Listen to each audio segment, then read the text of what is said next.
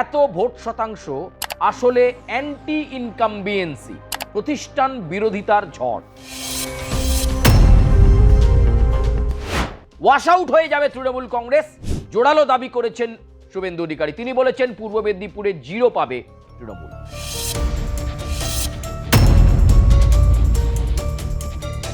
একশো 25টা আসনে ভারতীয় জনতা পার্টি প্রথম দফাতেই জয় নিশ্চিত করে ফেলেছে।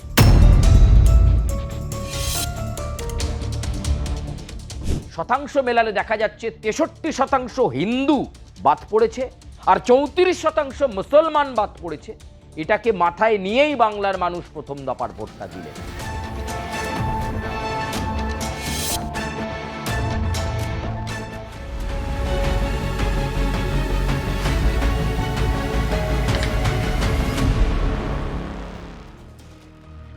নমস্কার, আমি সুচারু। ভোটের হাওয়ায় আপনাদেরকে স্বাগত জানাই।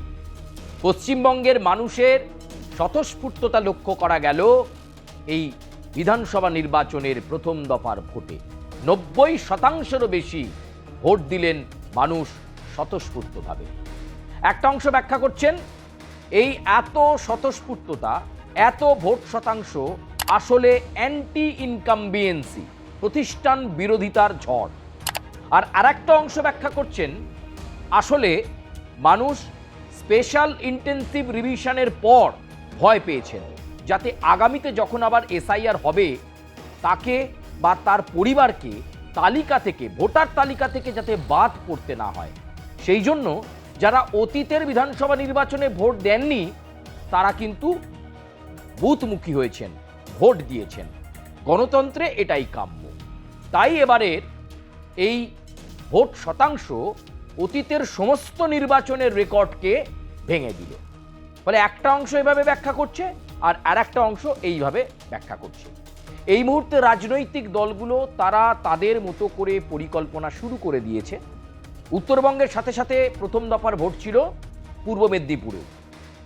সেই পূর্ব মেদিনীপুরের 16টা আসনে কি হতে চলেছে?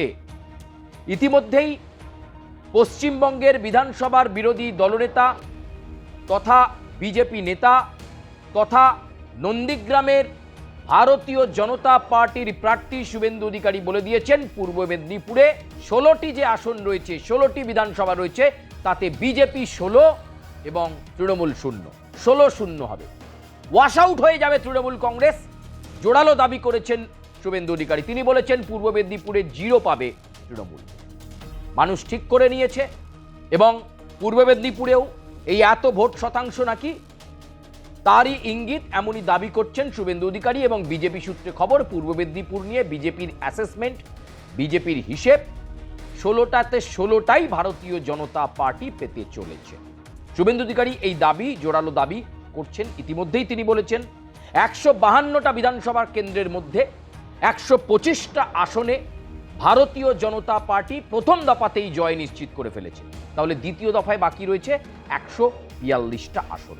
পশ্চিমবঙ্গের মানুষ অত্যন্ত বিচক্ষণভাবে এবারের এই নির্বাচন প্রক্রিয়ায় তারা অংশ নিয়েছেন। একাধিক বিষয়কে তারা মাথায় রেখে এবারে তারা ভোটদান করেছেন। তারা যেমন জানেন যে এসআইআর এর পরেই ভোট হলো, সেখানে লক্ষ লক্ষ মানুষ বিভিন্ন বিধানসভা কেন্দ্রে বাদ পড়েছে, যার শতাংশ মেলালে দেখা যাচ্ছে 63% হিন্দু বাদ পড়েছে আর 34% মুসলমান বাদ পড়েছে। এটাকে মাথায় নিয়েই বাংলার মানুষ প্রথম দফার ভোটটা দিলেন। তারা তাদের মতো করে, তাদের ভাবনা থেকে তারা এই ভোট দিয়েছেন। পূর্ব মেদিনীপুর নিয়ে ইতিমধ্যেই শাসক বিরোধী উভয় শিবিরেই আলোচনা সমীকরণ শুরু হয়েছে। যদিও ধারে বারে সাংগঠনিকভাবে ভারতীয় জনতা পার্টি পূর্ব মেদিনীপুরকে অনেক বেশি শক্ত জমি দেখছে, কারণ এটা শুভেন্দু অধিকারীর গড়। তাই এই 16টা কেন্দ্রতে বিজেপি দেখছে 16টাতেই জিত। যদিও তৃণমূল কংগ্রেসের আবার রিপোর্ট, সাংগঠনিক রিপোর্ট, পূর্ব মেদিনীপুর জেলা আইপ্যাক এই রিপোর্ট, এছাড়াও আরও বিভিন্ন সংস্থার সমীক্ষা রিপোর্ট তৃণমূলের কাছে যেটা পৌঁছচ্ছে, সেখানে কিন্তু আবার অন্য কথা। আমরা একটু কেন্দ্র ধরে ধরে বোঝবার চেষ্টা করব যে রিপোর্ট অনুযায়ী কি উঠে আসছে। প্রায় 12টা সংস্থা যারা বিভিন্ন রকমভাবে পূর্ব মেদিনীপুরের এই 16টা আসন নিয়ে অ্যাসেসমেন্ট করেছেন, তারা একরকম বলছেন। আর পশ্চিমবঙ্গের বিধানসভার বিরোধী দলনেতা বলছেন যে একেবারে গেরুয়াগড়েই পরিণত হবে। পূর্ব মেদিনীপুরই বুঝিয়ে দেবে আগামী বাংলার ফলাফল কি হতে চলেছে। পূর্ব মেদিনীপুরই দৃষ্টান্ত স্থাপন করবে আগামী বাংলার ফলাফল কি হতে চলেছে। জোরালো দাবি করেছেন। অনেকে আবার বলছেন এটা আসলে শুভেন্দু অধিকারী একটা ন্যারেটিভ তৈরি করছেন যাতে দ্বিতীয় দফাতে প্রভাবিত করা যায়, সেই ন্যারেটিভকে রেখেই শুভেন্দু অধিকারী কথা বলছেন। অনেকে আবার এই কথা দাবি করছেন। আমরা যদি একটুখানি কাঁথি উত্তরের দিকে তাকাই, সেখানে বিভিন্ন বেসরকারি সংস্থা তাদের সমীক্ষাতে বলছে কাঁথি উত্তরে সাংগঠনিকভাবে ধারে ভারে ভারতীয় জনতা পার্টির দিকে পাল্লা ভারী। 2026-এর বিধানসভা নির্বাচনে কাঁথি উত্তর ধরে রাখতে পারে ভারতীয় জনতা পার্টি। কাঁথি দক্ষিণ, সেখানেও একই রকমভাবে ভারতীয় জনতা পার্টির প্রভাব খুব ভালো রয়েছে। ধারে ভারে এই কাঁথি দক্ষিণ ধরে রাখতে পারে ভারতীয় জনতা পার্টি 2026-এর বিধানসভা নির্বাচনে। এরপরে আমরা চলে যাব ময়না। সেই ময়না বিধানসভা কেন্দ্রেও এবারে ধারে ভারে এগিয়ে ভারতীয় জনতা পার্টি, এবং সেখানেও সমীক্ষার রিপোর্টগুলো বলছে যে ময়নাতেও ভারতীয় জনতা পার্টি জয়লাভ করতে চলেছে। এবার আমরা আসব নন্দকুমার। নন্দকুমারে তৃণমূল কংগ্রেসের দুর্গ ছিল বিধানসভা ধরে রাখার লড়াইয়ে। এখানে তৃণমূল কংগ্রেস কিন্তু এগিয়ে রয়েছে, অর্থাৎ 2026-এর বিধানসভা নির্বাচনে নন্দকুমার তৃণমূল কংগ্রেসের কাছেই যেতে চলেছে। মহিষাদল বিধানসভা কেন্দ্র তৃণমূল কংগ্রেস ধরে রাখতে চলেছে 2026-এর বিধানসভা নির্বাচনে। সমীক্ষার রিপোর্টগুলো কিন্তু অন্তত এমনটাই ইঙ্গিত করছে। এগড়া বিধানসভা তৃণমূল কংগ্রেসের শক্ত ঘাঁটি, এখানে জোড়াফুল তৃণমূল কংগ্রেস ধরে রাখতে চলেছে। চণ্ডীপুর তৃণমূল কংগ্রেসের ছিল, 2026-এর বিধানসভা নির্বাচনেও তৃণমূল কংগ্রেস এই চণ্ডীপুর বিধানসভা কেন্দ্র নিজেদের অর্ধে রাখতে চলেছে। এই ভগবানপুরে কিন্তু এবার মনে করা হচ্ছে, যদিও বিজেপির দাপট ছিল, তবে সেখানে বেশ কিছু সাংগঠনিক দুর্বলতা এবং অন্তর্দ্বন্দ্ব থাকার কারণে মনে করা হচ্ছে ভগবানপুর এবার তৃণমূল কংগ্রেসের দিকেই যেতে চলেছে। প্রথম দফার ভোটে তৃণমূলের দিকেই পাল্লা ভারী আছে বলে মনে করা হচ্ছে। রামনগর বিধানসভা কেন্দ্র তৃণমূল কংগ্রেসের দখলে। অখিল গিরি এখানকার বিধায়ক, আবারও তাকে টিকিট দেওয়া হয়েছে। তবে রামনগর তৃণমূল কংগ্রেসের হাতছাড়া হওয়ার সম্ভাবনা রয়েছে, চলে যেতে পারে ভারতীয় জনতা পার্টির দিকে।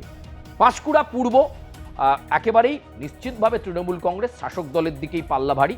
পাঁশকুড়া পশ্চিম একই রকমভাবে শাসক দলের দিকেই পাল্লা ভারী, তৃণমূল কংগ্রেসের দিকেই পাল্লা ভারী। পটাশপুর পাল্লা ভারী তৃণমূল কংগ্রেসের দিকে।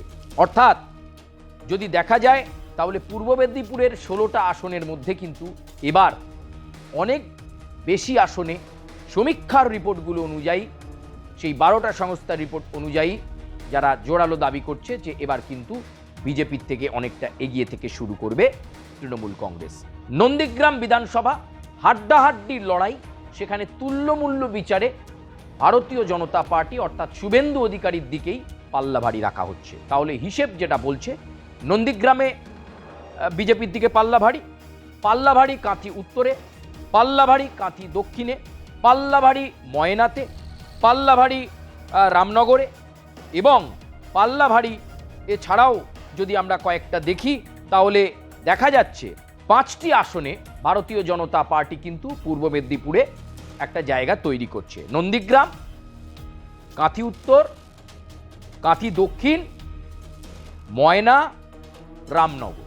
এছাড়া মহিষাদলেও কিন্তু তৃণমূল কংগ্রেসের দিকে পাল্লা ভারী, তমলুকে পাল্লা ভারী, পাঁশকুড়া পশ্চিম, পাঁশকুড়া পূর্ব, নন্দকুমার, চণ্ডীপুর, এগড়া এবং ভগবানপুর, 8খানা এখানেই হলো।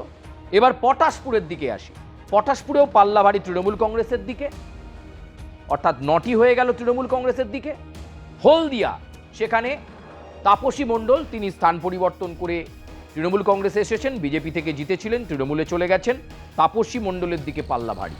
ফলে রেশিও যা বলছে তাতে 10-5 এরকম একটা ইকুয়েশনস এই মুহূর্তে দাঁড়াচ্ছে। তৃণমূলের দিকে 10, বিজেপির দিকে 5। যদিও অনেক ক্ষেত্রেই সমীক্ষা, এই 12খানা সংস্থার সমীক্ষা বা সমীক্ষার রিপোর্ট যে সবসময় জনগণের মনের সঙ্গে এক হয়ে যায় এমনটা একেবারেই ভাববার কারণ নেই। কারণ শুভেন্দু অধিকারী জোরালো দাবি করেছেন, তিনি কিন্তু বলে দিয়েছেন নিশ্চিতভাবে পূর্ব মেদিনীপুরে তৃণমূল ওয়াশ আউট হয়ে যাবে এবং এই পূর্ব মেদিনীপুরের ফলই 2026-এর বিধানসভা নির্বাচনে দৃষ্টান্ত হবে এবং বিজেপি সরকার তৈরি করবে বলে জোরালো দাবি করেছেন শুভেন্দু অধিকারী। যদিও তৃণমূলের সর্বভারতীয় সাধারণ সম্পাদক অভিষেক বন্দ্যোপাধ্যায় বলছেন পূর্ব মেদিনীপুর জেলাতেই এবার তৃণমূল অভাবনীয় সাফল্য অর্জন করবে এবং সেই সাফল্যের ওপর ভর করেই এবার চমকে দেওয়ার রেজাল্ট হবে তৃণমূল কংগ্রেসের তরফে। এসআইআর-এর জবাব তৃণমূল কংগ্রেস দেবে এই পূর্ব মেদিনীপুর থেকে। আপনারা কি মনে করছেন? যুযুদান রাজনৈতিক শিবির তারা তাদের মতো করে লড়াইয়ে নেমে পড়েছে, তারা তাদের মতো করে যোগ বিয়োগ গুণ ভাগ করে তারা তাদের মতো করে দাবি করছে। আপনারা কি মনে করছেন পূর্ব মেদিনীপুরের 16 আসনে কার দিকে পাল্লা ভারী? আপনারা আপনাদের সুচিন্তিত মতামত আমাদের কমেন্ট বক্সে জানাবেন, লাইক করবেন, কমেন্ট করবেন এবং সেই সঙ্গে বেল আইকনে প্রেস করবেন। পূর্ব মেদিনীপুরের বিভিন্ন বিধানসভা কেন্দ্র ধরে বললাম, আপনারাও বিধানসভা কেন্দ্র ধরে আপনাদের সুচিন্তিত মতামত আমাদের কাছে ব্যক্ত করতে পারেন। শুভেন্দু অধিকারী যে দাবি করছেন 16-0 সেটাই হবে, নাকি সংস্থাগুলো যে কথা বলছে তৃণমূল 10 বিজেপি 5? আপনারা কি বলবেন? এবং একটি আসন অর্থাৎ 15টা হলো, একটি আসন এখনো নিশ্চিত নয়, সেখানে কারা জিতবে খুব নেক টু নেক ফাইটের জায়গাও আসছে। ফলে সেই একটি আসনকে সমীক্ষক সংস্থাগুলো ছেড়ে দিয়ে কথা বলছে। আপনারা কি মনে করছেন? জোরালো দাবি শুভেন্দু অধিকারী করেছেন 16-0 নাকি 10-5 এবং একটি আসন অনিশ্চিত, এই ফ্যাক্টরটাই কি হতে চলেছে? আপনারা আপনাদের সুচিন্তিত মতামত ভোটের হাওয়ার এই পর্বের পর আপনারা আপনাদের কমেন্ট বক্সে জানাবেন। আপনারা আপনাদের সুচিন্তিত মতামত তুলে ধরুন। আমরা চেষ্টা করব যত ফলাফল এগিয়ে আসবে আপনাদের কাছে আরও নিখুঁত সমীকরণ এবং রাজনৈতিক দলগুলোর যে দাবি সেটাকে আপনাদের সামনে প্লেস করব। আপাতত ভোটের হাওয়া এ পর্যন্তই। দেখা হচ্ছে পরবর্তী এপিসোডে।